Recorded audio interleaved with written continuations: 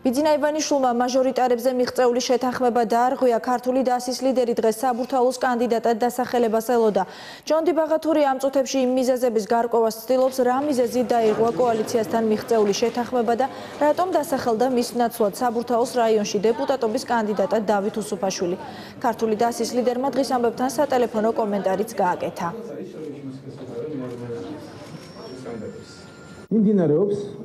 მიმდინარეობდა და გრძელდება.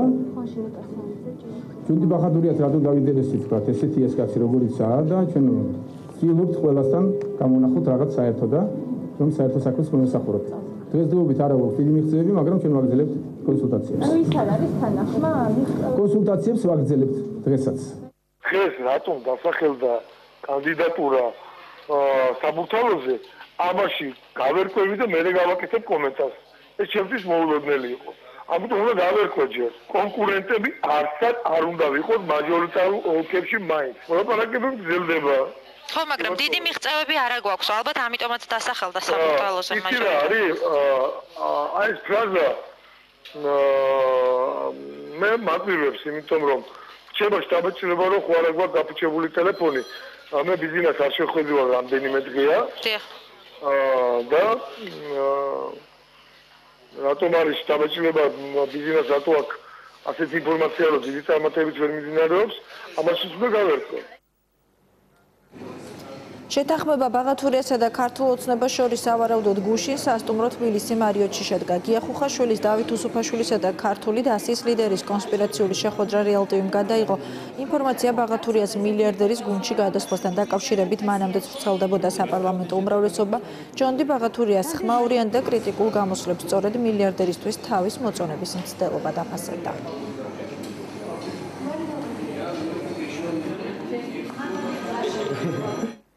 ბაღათურიას გარდა კოალიციის მაჟორიტართან და სიიდან მილიარდერს კიდევ ბევრი პოლიტიკური პარტნიორი გამორჩა. ივანიშვილის გარემოცვიდან კობა დავითაშვილის გაქრობა ოლიგარქმა დღეს მისი ჯანმრთელობის მდგომარეობის გაუარესებით ახსნა.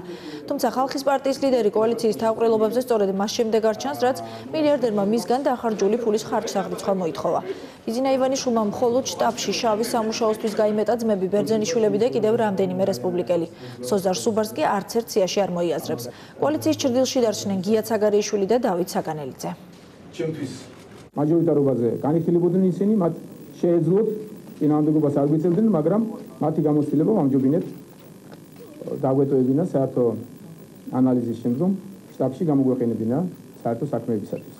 ესეთები გახლავან ბატონი დათო საგანელიძე, დათო ბერძენიშვილიც ესეთი გახლავთ, ყველაზე ძველი პოლიტიკოსი და მას ძალიან დიდი გამოცდილება აქვს, ესეთივეა მისი ძმა ლევან ბერძენიშვილი.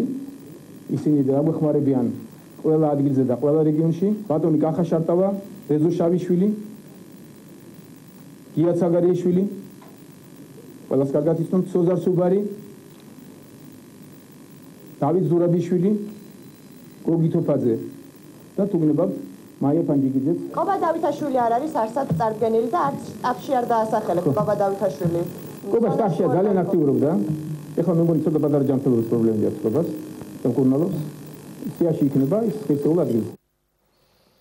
საინიციატივო ჯგუფის წარდგენისას გარდაბანში სიტყვით გამოსვლისა და კავკასიის ეთერში გაჟღერებული საბჭოთა ნოსტალგიის შემდეგ ბიძინა ივანიშვილმა საქართველოს გაწითლების იდეაზე დღესაც გულახდილად ისაუბრა. რუსტან ჯიქიამ დაუსვა დღეს მილიარდერს შეკითხვა, რა ენატრება საბჭოთა კავშირის დროიდან მას ყველაზე მეტად პასუხს თავად შეკითხვის ავტორი გაგვაცნობს.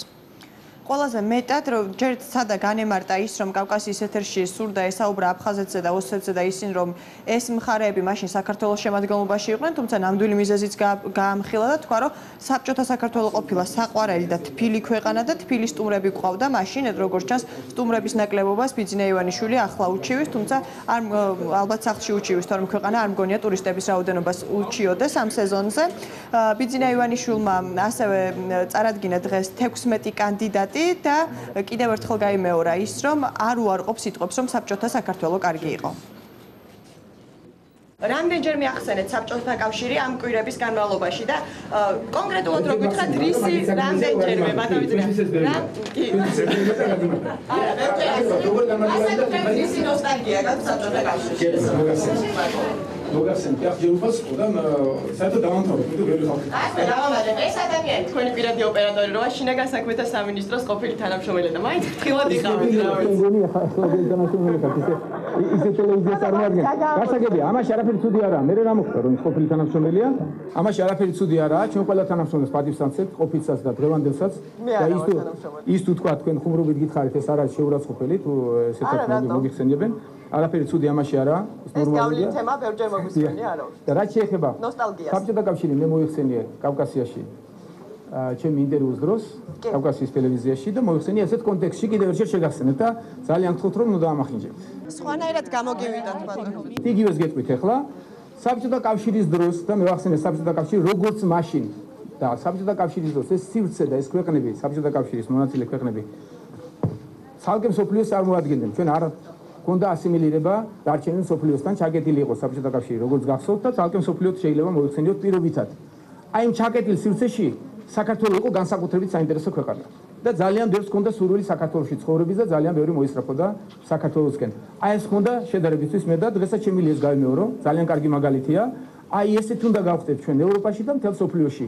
როგორც მაშინ სანამ საბჭოთა კავშირის მაგვარს გახდის ქვეყანას ევროპასა და მთელ მსოფლიოში ბიძინა ივანიშვილი დღეს იმაზე ისაუბრა, რასაც თვეების განმავლობაში საუბრობდნენ კულუარებში, გულისხმობ იმას, რომ რესპუბლიკელების გავლენას ივანიშვილის კარზე და შიდა დაპირისპირებას ქართულ ოცნებაში ფაქტობრივად ორივე მათგანი დაადასტურა. დავით უსუფაშვილზე თქვა, რომ არა ეს ადამიანი სინამდვილეში ვერ გაერკვეოდა რა ხდება ქართულ პოლიტიკაში და გამოდის, რომ ბიძინა ივანიშვილმა დავით უსუფაშვილის თვალით დაინახა ქართული პოლიტიკა და პოლიტიკოსები და ესე დაყო მან ისინი ნაწილებად, ხოლო რაც შეეხება დაპირისპირებებს, თქვა რომ აქვს შეკითხვები და ქონდა შეკითხვები რესპუბლიკელებთან, გააკრიტიკა რესპუბლიკები როგორც კოალიციის შიგნით, ასევე საზოგადოება აკრიტიკებს რესპუბლიკელებს, თუმცა მოუწონა ის, რომ მათ გარკვეული კორექტირებები შეიტანეს თავიანთ პოლიტიკაში. მე პოლიტიკაში მოვედი გამოუცდელი, ძალიან ცუდად ვიცოდი პოლიტიკური ისტაბლიშმენტის, გახსოვთ ყველა ტელევიზიებიდან ვიცნობდი ხალხს.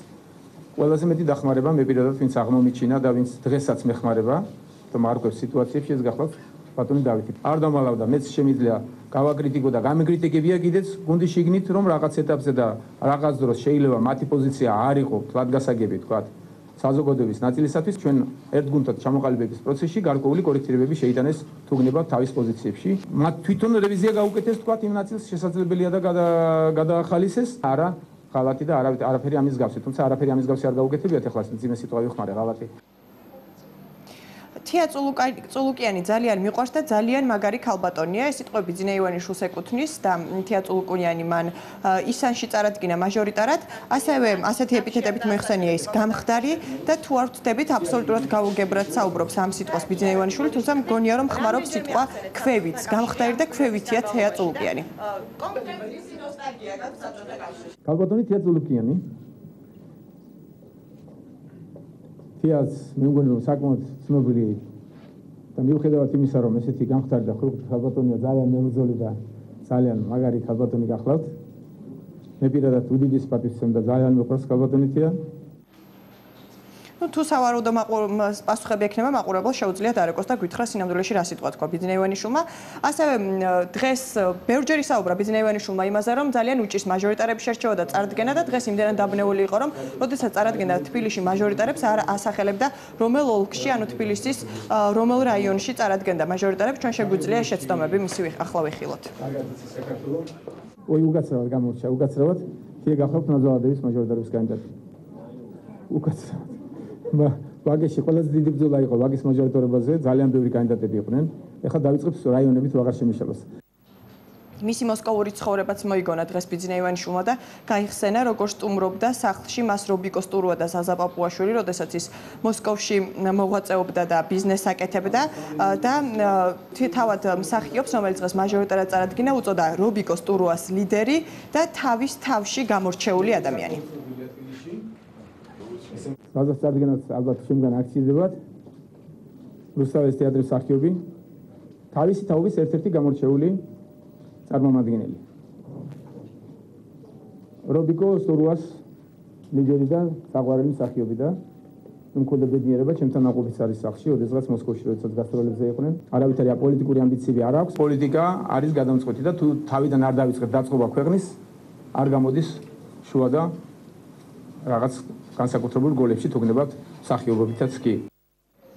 როგორც ხედავთ, მაჟორიტარების სიაში აღმოჩნდნენ ადამიანები, პოლიტიკაში მოყავს ადამიანები, რომელთაც არ აქვთ პოლიტიკური ამბიციები, თუმცა საინტერესოა მაშინ რატომ მოდიან ისინი პოლიტიკაში. სხვა დეტალებით დარჩა გასარკვევი ბიძინა ივანიშვილის დღევანდელი მაჟორიტარების წარდგენიდან, რომელსაც დღის ამბების 19 საათიან გამოშვებაში შეიტყობთ.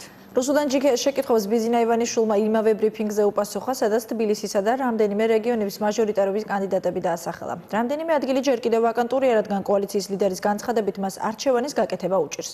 უკვე დასახელებულ მაჟორიტარობის კანდიდატთა სია კი ასე გამოიყურება. საგარეჯო თინა ხიდაშელი, ხონი ნიკა სანოძე, ჭიათურა მალხას წერეთელი, მარტვილი მურთას ხურცილავა, წალენჯიხა გიორგი ნაჭყეპი, ამბროლაური დავით დარახველიძე, თბილისში კი მაჟორიტარობის კანდიდატები რაიონების მიხედვით ასე გადანაწილდნენ. ვიქტორ დოლიძე ჩუღურეთში, ზურა ბაბაშიძე სამგორში, თეა წულუკიანი ნაძალადევში, შალვა შავგულიძე ვაკეში, დავით უსუფაშვილი საბურთალოზე, შოთა ხაბარელი კრწანიში, ალექსანდრე კანთარია ისანში, ზაზა პაპუაშვილი მთაწმინდაზე, ვახტანგ ხმალაძე დიდუბეში და სოსო ჯაჭულიანი გლდანში.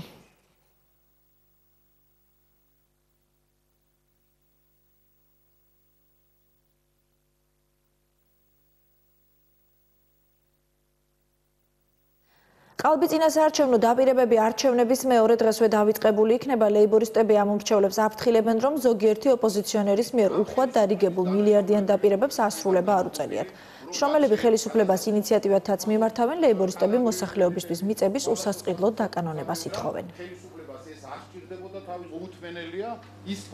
წინადადებას ვაძლევთ ხელისუფლებას ზაფხულის განმავლობაშივე უსასყიდლოდ დაურეგისტრირონ მოსახლეობას რეფორმის შედეგად გადაცემული გაუფორმებელი მიწის ნაკვეთები, წინააღმდეგ შემთხვევაში გლეხებს მოუწოდებთ მონაწილეობა არ მიიღონ არჩევნებში.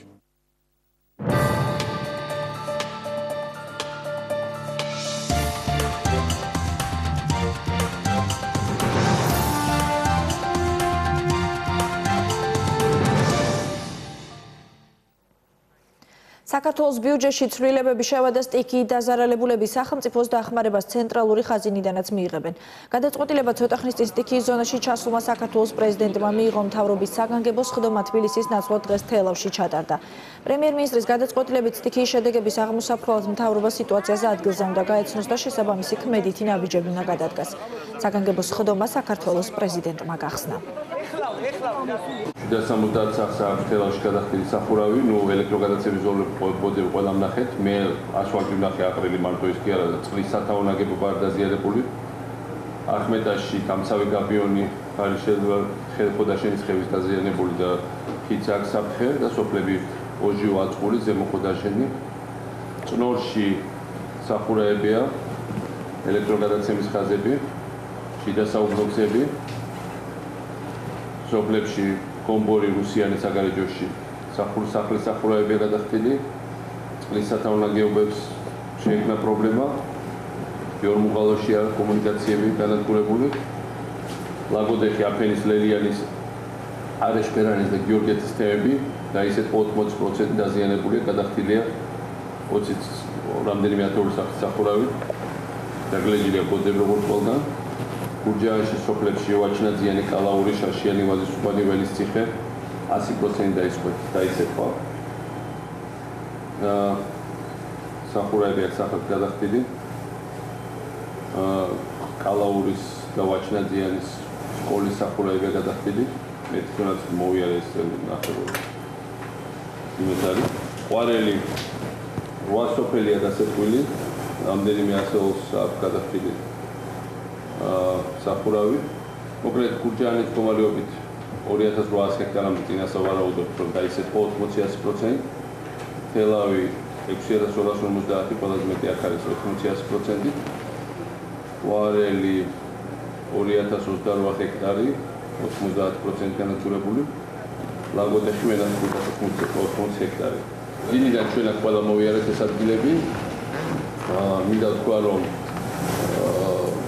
პირველი რაც გაკეთდა პრემიერი ჩაუდგა სათავეში ამ საერთოდ ამ პოლიციებებს მე მინდა ვანოსხო და თვითონაც აქვს ეს პრინციპში უკვე გადაწყვეტილი რომ შტაბი შევქმნათ.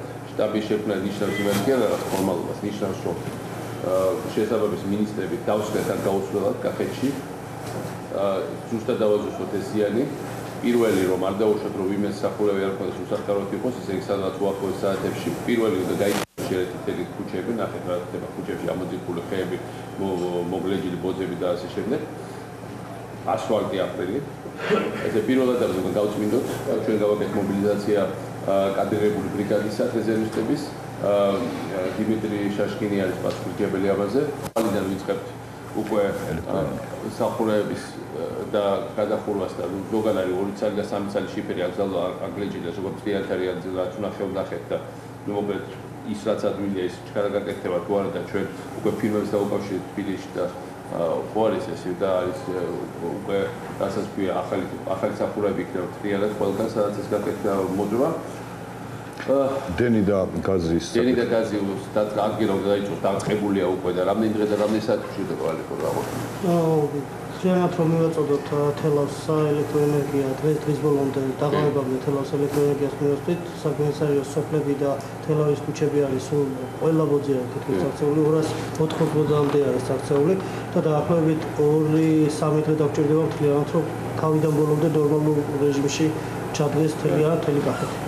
Gazets Gazi Gatishuli არის სოფლებში კონტროლაური, შალაური, კისის ხევი, კონდოლი, დაბალწევის სახეო გასადენები არის დაზიანებული, აკურა, ვაჩაძიანი. შესაბამისად, ამას შევეცდებით, რომ ხვალ დღის ბოლომდე ეს ძალიანად იყოს აღდგენილი. ჩვენ ახლა პირველი დაუყოვნებელი ზიანი რაც არის, უნდა განეიძრაოდეს. კომუნიკაციები უნდა აღდგეს. გარეთ არავინ არ უნდა დარჩეს. და შემდეგ უნდა დიდი აღშენებლობა დაიწყოს აღორძინება ამ დანგრეული უბნების სოფლების ქალაქის. ჩვენ ისე ძალიან ბევრ რაღაც ვაკეთებდი, ეხლა სხვაჭორი გამოვიარეთ ჩვენ მიერ აღდგენილი ქუჩა და პრაქტიკულად ყველა ნაკლები ზიანი მას შეექმნა, იმიტომ რომ ხარისხიანად არის გაკეთებული. ეს არის რასაც ჩვენ ვაშენებთ და რასაც საბჭოთა კავშირის უზრეული არ შედება. ამიტომ ეხლა რაც დაინდა დავაშენოთ ისე როგორც ჩვენ ვაშენებთ. აი როგორც ომის შემდეგ რო აღადგენ და ის უნდა აღადგინოთ ყველაფერი ხელახლა და ამის ძალიან დიდი გამოცდილება აქვს ვანოს. ამიტომ ვანო უნდა იყოს ამის ყველაფრის კოორდინატორი, ცენტრი, ხელმძღვანელი და ჩვენ ეს საქმე უნდა მივიყვანოთ უახლოეს კვირეებში და თვეებში ბოლოს. ესე მეორე, ვისაც გაუნადგურა მოსავალი, უნდა შევისწავლოთ კარგად, ხალხი ელოდებოდა თავის ყურძენს, ატამი ახლა რაღაც ნაწილი კიდე იყო დარჩენილი, დიდი ნაწილი გაყიდა, მაგრამ ხეები განადგურა ეს ნიშნავს, რომ მომავალ პრობლემები აქვს უკვე. ჩვენ უნდა განვიხილოთ კომპენსაციების საკითხი, რომ საუბარი არის ამ ოჯახების ერთადერთ შემოსავალზე 100% რომ დაგხვდება, რაც უნდა გვიჭირდეს ქვეყანაში ბიუჯეტის საკითხი, ბევრი სხვა საკითხია. მე მინდა ხო პარლამენტს რიგარიშე სხვა მოვიწვიოთ, ბიუჯეტი შევიტანოთ ცვლილებები და დავუმატოთ ფული ხალხის დასახმარებლად, მათ შორის კომპენსაციების კუთხით. რაღაც ფული ახლა ჩვენ გვაქვს ბოლივად გადასაფარად, მაგრამ ეხლა საგანგებო სიტუაცია შეიქმნა. ნამდვილად ესეთი რაღაც შეიძლება მოხდეს 100 წელიწადში ერთხელ და ამიტომ ჩვენ შესაბამის პასუხი უნდა გაცეთ. პარლამენტის ხმობა უახლოეს დღეებში სჭირდება ბიუჯეტის ცვლილებისთვის. მთავრობის ხდომის შემდეგ საქართველოს პრეზიდენტი დაზარალებულ სოფლებში გავიდა და სტიქიის შედეგები ადგილზე დაათვალიერა. ძლიერმა წვიმამ და სეტყვამ, რომელსაც თან ქარიშხალი ერთო და სახლების დატბორვა, შინაური ცხოველებისა და ფრინველის დახოცვა და სახნავს ათესის სავარგულების განადგურება გამოიწვია. განსაკუთრებით მძიმე მდგომარეობაა თელავში, სადაც რამდენიმე სახლის, მათ შორის სასტუმროს კედელი მთლიანად ჩამოინგრა. მიხეილ სააკაშვილმა არინევ თელი მთავრობა მობილიზებულია, ვანო არის შტაბის ხელმძღვანელი. ფული უკვე გვაქვს სასაწყისთან კიდე დავამატებთ. მოგეთ არც ერთი ბინა რაც დაზარალდა, არც ერთი სახლი შეუკეთებელი და განახლებული მოხდება. ისე უკეთესად გავაკეთებთ ზე იყო. ისე გავაკეთებთ რომ მეორე ციხე ვერასოდეს ვერ დააზარალოს. არა მადლობა გაზერა, უბედური ნაუმარს გავს ხელა. გაკეთება ესე როგორ არის დღეს პირველ დღეს სოფლებში მთავარი სავარგულები და კომპენსაცია მიცეთ ხალხს. ესე კომპენსაციაზე ვაპირებთ ახლა რომ მოკლედ დილიდან დაიწყება აღწერა ხვალდინა. პირველ რიგში ახლა მთავარია დენი აღდგეს, წყალი აღდგეს, წყალი სანამ აღდგება, სისენები მოგიტანოთ, ვინც თუმი გარეთ არის დარჩენილი, ყველა მიყოთ გაზის შესაბამისად, გაზი დენი დღეს ალბათ გაზი ხვალ უკვე აღდგება. დილიდან შემოაღწერი კომისია, დაგჭირდება 3-4 დღე რომ ყველაფერს ამას და სადღაც კვირის ბოლოს შემობრიგადები. ზარალის ლიკვიდაციისთვის საქართველოს თავდაცვის სამინისტრომ 1300 რეზერვისტი გაგზავნა სტიქიის ზონაში საინჟინრო ბატალიონის ჯარისკაცები და სპეცტექნიკა სტიქიის შედეგების ლიკვიდაციას უზრუნველყოფენ. საქართველოს პრეზიდენტის ბრძანებით ქვეყანაში სტიქიის შედეგების სალიკვიდაციო შტაბი შეიქმნა, რომელსაც პრემიერ-მინისტრი ხელმძღვანელობს. დილიდან ივანე მერაბიშვილი სოფელ კურდღელაურში ჩავიდა, სადაც თავდაცვის სამინისტროს სარეზერვო ბატალიონი სამაშველო სამუშაოებს აწარმოებს. 8 დაზარალებულ რაიონში შექმნილ ვითარებაზე მერაბიშვილმა ინფორმაცია გამგებლებისგან მიიღო. ადგილობრივმა ხელისუფლებამ პრემიერისგან დავალებებიც მიიღო. მაქსიმალურად სწრაფად ადამიანებმა მოქალაქეებმა ალაზან მდებარე სოფელს წყალი ამ წუთას არ მიიწევს. მე უკვე გავეცი განკარგულება და თბილისში ხდება მობილიზაცია ყველა იმ სამშენებლო კომპანიის, რომელიც იქ უცბად ჩვენ ვიპოვით. მე დავუვალე ფინანსთა სამინისტროს, რომ ამაში აქტიურად ჩაერთოს და ჩვენ თბილისიდან ჩამოვიყვანთ კომპანიებს, რომლებიც წამოიღებენ თბილისში არსებულ ნებისმიერ რეზერვს, ეს იქნება ასე ვთქვათ, მეტალოკრამიტის, ასე ვთქვათ, შიფერის ან სხვა ტიპის, რაც კი არსებობს ბაზარზე, საჩქაროდ იქნა შეძენილი, რაც რეზერვები აქვს სამშენებლო კომპანიებს დატვირთონ და პრაქტიკულად წამოიღონ. მე მინდა რომ ხვალ დილაზე უკვე ჩვენ დავიწყოთ პირველი სახურავების გადახურვა და უპირველეს ყოვლისა დავიწყოთ კერძო სექტორიდან. კერძო სექტორი ჭირდება მიხედვა, იმიტომ რომ სახელმწიფო სექტორს ჩვენ მაინც მივხედავთ და მაინც მოვულით. თავარია რომ თავარი აქცენტები გავაკეთოთ კერძო სექტორზე. ამიტომ რახან შედარებით ვთქვათ, ახმეტა ნაკლებად დაზიანდა. ამიტომ თქვენი ზალების კონცენტრაცია გააკეთეთ ახმეტაში და თუმცა შტაბში იყავით აქტიურად ჩართული. თქოთ რომ საგარეჯოში გააკეთოთ მობილიზაცია თქვენს როლი ძალების, ჩაერთოთ ამ პროცესში და თქვენ თვითონ ავტონომიურად მიიღოთ გადაწყვეტილებები. მე მინდა მოგიწოდოთ რომ ყველა მივიღოთ სწრაფი ავტონომიური გადაწყვეტილებები. არ დავიწყოთ ტრადიციული პროცედურების შესყიდვების და ტენდერების გამოცხადება. მე გაძლევთ უფლებას რომ განახორციელოთ შესყიდვები დაჩქარებული პროცესებით, იმიტომ რომ ჩვენ საჩქაროდ უნდა გავაკეთოთ ყველაფერი იმისათვის, რომ მაქსიმალურად სწრაფად ადამიანებმა მოქალაქეებმა მიიღონ, ასე ვთქვათ, სარგებელი ჩვენი მუშაობისაგან. ამიტომ ყოველგვარი პროცედურების დაცვის გარეშე ფორს-მაჟორულად, ექსტრემალურად მიიღეთ გადაწყვეტილება თბილისიდან სამშენებლო კომპანიები თუ საჭიროა ის კომპანიები გზა აღდგენილი იყოს, დენი აღდგენილი იყოს, ამიტომ თქვენ გაძლევთ უფლებამოსილება ავტონომ რეჟიმში მუშაობთ, ჩვენ უფრო კონცენტრირებული ვქნებით, ასე ვთქვათ, თელავში და მე გთხოვთ რომ თქვენ ეხლავე წაბრძანდეთ და მიხედოთ თქვენს რაიონს. კახეთში საგანგებო სამსახურები ამ დრომდე მუშაობენ, მაშველების სარდაფებიდან წყალს ტუმბავენ სტიქიამ გურჯაანის, თელავისა და ლაგოდეხის რაიონები განსაკუთრებულად დააზარალა.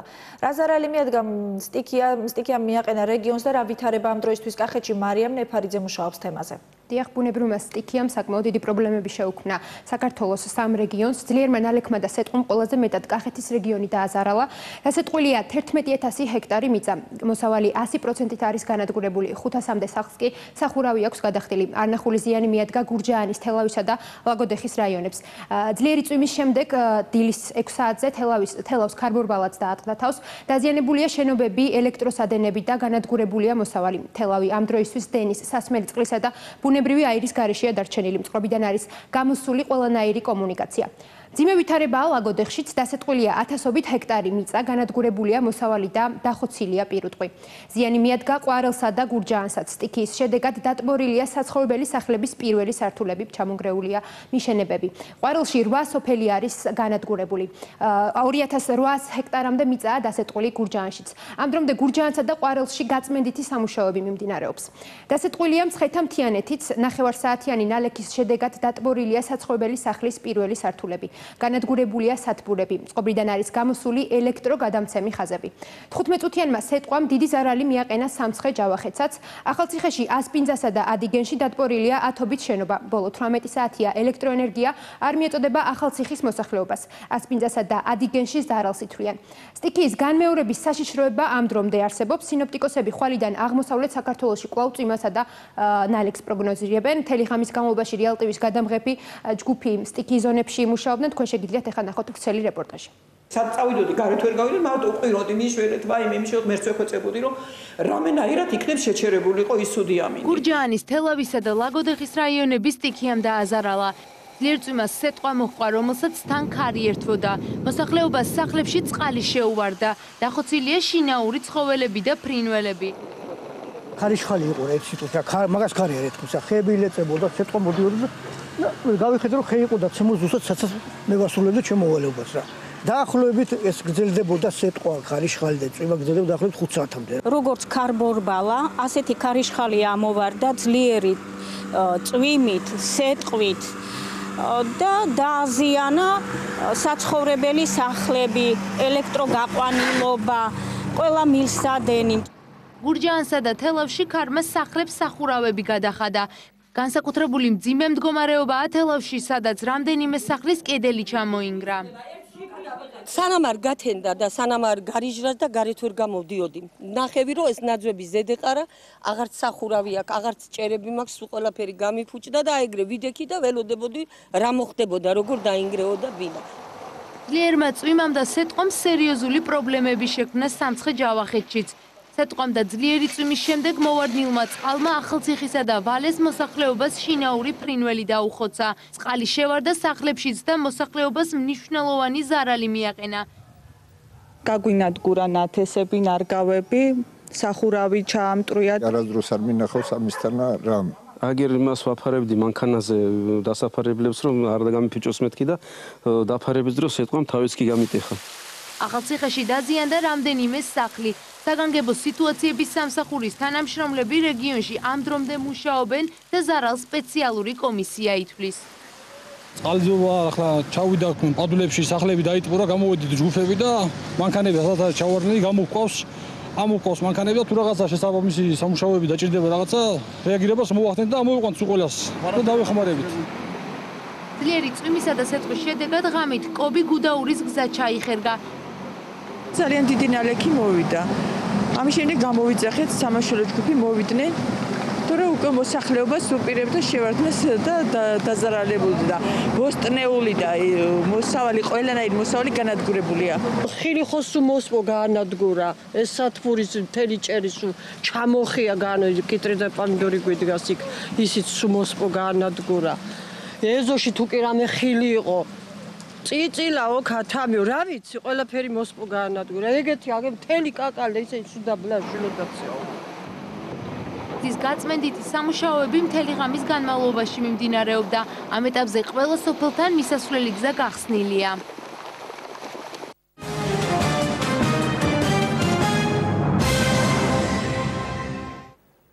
შეერთებული შტატების ხელისუფლებამ მსოფლიოს სხვადასხვა ქვეყანაში მყოფ თავის მოქალაქეებს მოსალოდნელი თავდასხმების შესახებ აფრთხილებს. საგანგებო განცხადება საკონსულოს საკითხთა დეპარტამენტმა გააკეთა. დოკუმენტში ნათქვამია, რომ ბოლო დროს აზიაში, ევროპაში, ახლო აღმოსავლეთსა და აფრიკის ქვეყნებში ტერაქტები გახშირდა, ამიტომ მთავრობა ამ რეგიონებში მყოფ მავერიკელებს განსაკუთრებული სიფრთხილის გამოჩენას ურჩევს. ისრაელის პრემიერ-მინისტრი ბულგარეთში მომხდარი ტერაქტის გამო მკაცრი საპასუხო რეაქციით იმუქრება. ისრაელის ოფიციალური პირები მომხდარში ირანს ღიადად დანაშაულებენ. ბოლო ინფორმაციით ბურგასის აეროპორტში ებრაელთა ავტობუსზე განხორციელებულ ტერაქტს 7 ადამიანი ემსხვერპლა. 30-ზე მეტი კი დაშავდა. რამდენიმე დაჭრილის მდგომარეობა ამ დრომდე უკიდურესად მძიმეა. ბულგარელი სამართალდამცველები ტერაქტის ორ ვერსიას განიხილავენ. ერთ-ერთი ვერსიით ასაფეთქებელი მოწყობილობა ან ჩანთაში იყო, ან ის თვითმკვლელმა ტერორისტმა ამოქმედა. ვრცელდება ცნობა, რომ ტურისტულ კომპანიას დაგეგმილი ტერაქტის შესახებ რამდენიმე საათით ადრე შეატყობინეს. ებრაელ ტურისტთა ჯგუფი ბულგარეთში რამდენიმე წუთის ჩასული იყო, ისინი ავტობუსით სასტუმროებში ნაწილდებოდნენ, როდესაც აფეთქება მოხდა. გამოძიების პროცესში ებრაელი სამართალდამცველებით ჩაერთვებიან. ჩვენ აუცილებლად გავარკვევთ, ვინ იყო ტერაქტის ორგანიზატორი და შესაბამის პასუხს მოვთხოვთ. მანამდე კი ჩვენი მოქალაქეები ნორმალურ ცხოვრებას გააგრძელებენ. მათ სხვადასხვა ქვეყანაში მოგზაურობა არ უნდა შეწყვიტონ. ფიქრობ, თავდამსხმელთა მიზანი სწორედ ესაა, რასაც ვერასდროს მიაღწევენ. ბაშარ ალ-ასადი სირიაში ვითარებას ვეღარ აკონტროლებს. დამასკოში 3 მაღალჩინოსნის მკვლელობამ ეს კიდევ ერთხელ დაადასტურა. განცხადება ამის შესახებ თეთრი სახლის პრეს-სპიკერმა გააკეთა. მისივე თქმით, საერთაშორისო საზოგადოებამ ახლა სირიაში ეგრეთ წოდებული გარდამავალი მთავრობის შესაქმნელად ყველაფერი უნდა გააკეთოს. ამ დრომდე თავად ბაშარ ალ-ასადის ადგილსამყოფელი უცნობია. ამ ფონზე კი გაეროს უშიშროების საბჭოში სირიის შესახებ დაგეგმილი განხილვა გადაიდო. პარალელურად ასადის რეჟიმის შესახებ რუსეთის პრეზიდენტმა და თურქეთის პრემიერ-მინისტრმა მოსკოვში გამართულ შეხვედრაზე იმსჯელეს. რუსეთი და ჩინეთი გაეროს უშიშროების საბჭოს ის ქვეყნები არიან, რომლებიც ასადის საწინააღმდეგო რეზოლუციის მხარდაჭერაზე ამ დრომდე უარს ამბობენ. ფაქტია, რომ ბაშარ ალ-ასადი ვითარებაზე კონტროლს კარგავს, ამის მიუხედავად სირიაში ძალადობა სულ უფრო ძლიერდება. ჩვენმა პარტნიორებმა საერთაშორისო ასპარეზზე ქვეყანაში გარდამავალი მთავრობის შესაქმნელად ყველაფერი უნდა გააკეთონ. ეს ძალიან მნიშვნელოვანია, რადგან ვითარება დღითიდღე უარესდება. რაც შეეხება იმ ქვეყნებს, ვინც ასადის საწინააღმდეგო რეზოლუციას მხარს არ უჭერს, კერძოდ რუსეთს მინდა მივმართო და ვუთხრა, რომ მსგავსი ქმედებით თქვენ ისტორიის არასწორ მხარეს აღმოჩნდებით, რადგან სირიის ბედი ახლა სწორ გადაწყვეტილებებზეა დამოკიდებული. ერთი რამ ცხადია, რომ ქვეყნის მომავალში ასადი აღარ იქნება.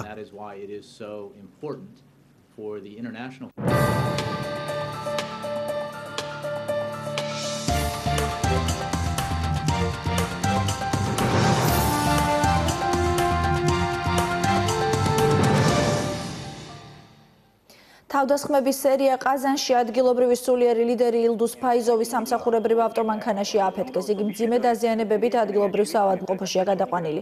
რამდენიმე საათით ადრე თავდასხმა ფაიზოვის თანაშემწე ვალიულ იუკუპოვზეც განხორციელდა, რომელიც რეგიონში ვაჰაბიზმის ერთ-ერთი ყველაზე დიდი მოწინააღმდეგე იყო. იაკუპოვი ადგილზე დაიღუპა თავდასხმელებმა მას ჯერ ცეცხლი გაუხსნეს, რის შემდეგაც მანქანაში საწვავი აფეთქდა. ტაივანელ მეთევზეთა ხომალდი, რომლის ბორცვზე 26 ადამიანი იმყოფებოდა, სომალელმა მეკობრეებმა 19 თვიანი ტყვეობის შემდეგ გაათავისუფლეს. დატყვევებულთა დიდი ნაწილი ჩინელები, ვიეტნამელები და ტაივანელები არიან. გავრცელებული ცნობით სპეცოპერაციაში ძირითადად ჩინელი სამართალდამცველები იყვნენ ჩართული. გათავისუფლებული ტყვეები სამედიცინო შემოწმებას გადიან. მასშტაბური ხანძარი ინდოეთში ცეცხლი მეხსანას რეგიონში მდებარე კომპანია ჰაიტექის ადგილობრივ საწარმოს გაუჩნდა. მსხვერპლი არ არის, თუმცა ადგილობრივი მედიის ცნობით საწარმოს რამდენიმე მილიონი დოლარის ზარალი მიადგა. ხანძრის ჩასაქრობად 20 სახანძრო ბრიგადა იქნა მობილიზებული. ხანძრის გამომწვევი მიზეზი ამ დრომდე უცნობია. ტრაგედია ტანზანიაში ზანზიბარის სანაპიროსთან ბორანი ჩაიძირა, რომლის ბორცვზეც 281 ადამიანი, მათ შორის 31 ბავშვი იმყოფებოდა.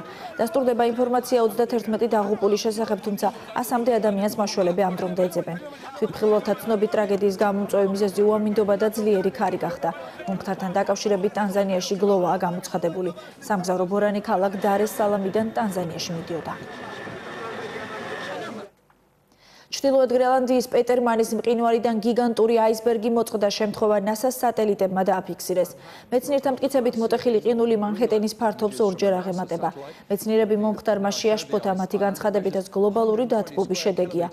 დაახლოებით მსგავსი მასშტაბის აისბერგი მყინვარს ბოლოს 2010 წელს მოწყდა.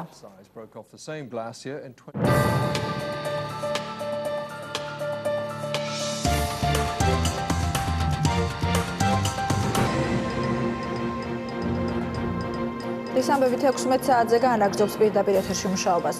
ამერიკის სენატმა რუსეთთან ეგრეთ წოდებული ჯექსონ ვენიკის კანონი გააუქმა, მაგნიცკის კანონს კი მხარი კიდევ ერთხელ დაუჭირა. ჯექსონ ვენიკის კანონის გაუქმების შედეგად რუსეთი და ამერიკა სრულფასოვანი ეკონომიკური პარტნიორები გახდებიან. ორივე გადაწყვეტილებას ამერიკის პრეზიდენტი ხელს აგვისტოში მოაწერს. სენატის გადაწყვეტილებასთან დაკავშირებით რუსეთის ოფიციალურ პირებს კომენტარი ამ დრომდე არ გაუკეთებიათ. არმიის მოდერნიზაცია და გაფართოება რუსეთის ხელისუფლების პრიორიტეტად რჩება და ეს ერთადერთი სფეროა, რომლის დაფინანსებაც მომდევნო წლის ბიუჯეტში საგრძნობლად გაიზრდება. რუსული მედიის ცნობით შესაბამისი ინიციატივა რუსეთის ფინანსთა სამინისტროში უკვე შევიდა. რუსეთის არმიის მოდერნიზაცია მთავრობამ 2008 წლის აგვისტოს შემდეგ გადაწყვიტა. მთიან ყარაბაღში საპრეზიდენტო არჩევნები მიმდინარეობს. აზერბაიჯანსა და სომხეთს შორის არსებულ სადავო ტერიტორიაზე სულ 274 საარჩევნო უბანი გაიხსნა. საარჩევნო პროცესს სხვადასხვა ქვეყნიდან 80 დამკვირვებელი ადევნებს თვალს. მათ შორის ამერიკელი და რუსი დამკვირვებლებიც არიან. პრეზიდენტობისთვის მოქმედი პრეზიდენტი ბაკო სააკიანი, ეროვნული კრების დეპუტატი ვიტალი ბალასანიანი და პრორექტორი არკადი სოგომიანი ებრძვიან. ამ დრომდე არაღიარებულმა რესპუბლიკამ დამოუკიდებლობის გამოცხადების შესახებ 1991 წლიდან განაცხადა. მას შემდეგ ტერიტორიაზე მუდმივად დაძაბულობაა, პერიოდულად ადგილზე სომხებსა და აზერბაიჯანელ მესაზღვრეებს შორის შეიარაღებული დაპირისპირებებიც ხდება.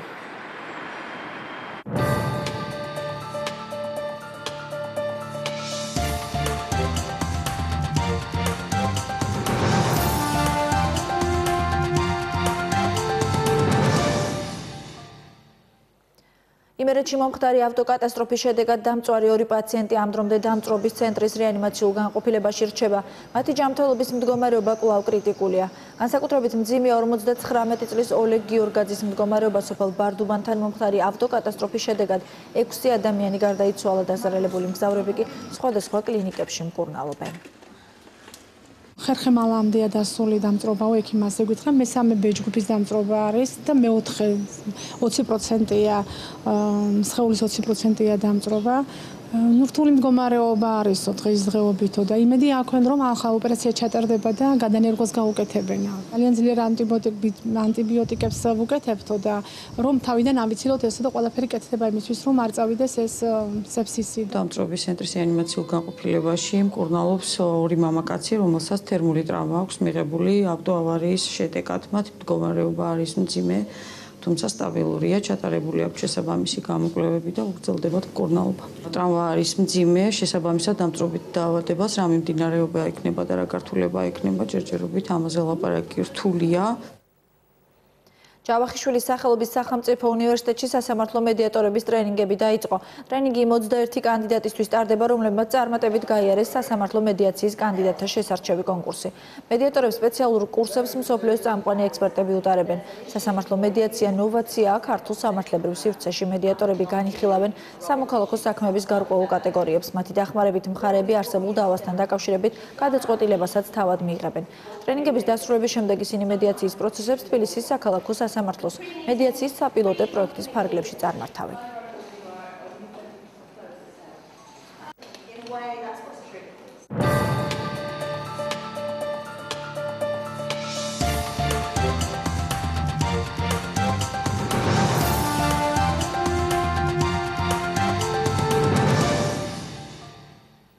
კოლუმბიელმა მაშველებმა 3 წლის ბავშვი გადაარჩინეს, რომელიც 1 დღის განმავლობაში დაკარგული იყო. ძებნის შემდეგ პატარა ერთ-ერთ საკანალიზაციო ჭაში აღმოაჩინეს. პოლიცია ეჭვობს, რომ სილვერა არეტა ჭაში თამაშის დროს ჩავარდა ისე, რომ ვერავინ შენიშნა. შედეგად ბავშვმა ჭაში 1 დღე გაატარა. პატარა საავადმყოფოშია გადაყვანილი და მისი ცოცხლეს საფრთხე არ ემუქრება. NBA-ში კიდევ ერთი ქართველი ითამაშებს ბრუკლინ ნეტსმა გადაწყვიტა თორნიკე შენგელიას 2 წლიანი კონტრაქტი გაუფორმოს. ინფორმაცია ამის შესახებ კალათბურთელის აგენტმა ლევან მიქელაძემ ფედერაციის ვებგვერდზე გაკეთებულ კომენტარებში დაადასტურა. თორნიკე შენგელია 28 ივნისს გამართულ NBA-ის დრაფტზე ბრუკლინ ნეტსმა 54 ნომრად აიყვანა. ქართველმა კალათბურთელმა გუნდის შემადგენლობაში 5 შეხვედრა გამართა და საშუალოდ 10 ქულა დააგროვა. შენგელია ნეტსის ხელმძღვანელობას დღეს შეხვდება და კონტრაქტს ოფიციალურად გააფორმებს.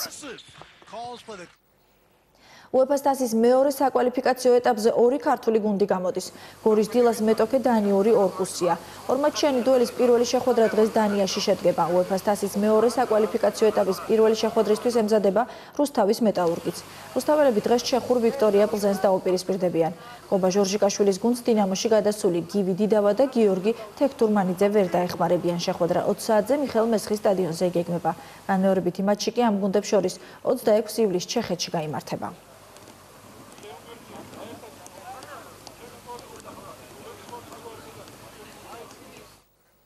საფეხბურთო მატჩების ანონსი იყო 16 საათიანი გამოშვების ბოლო ინფორმაცია. მე გემშვიდობებით ზუსტად 18 საათამდე. მადლობთ ყურადღებისთვის.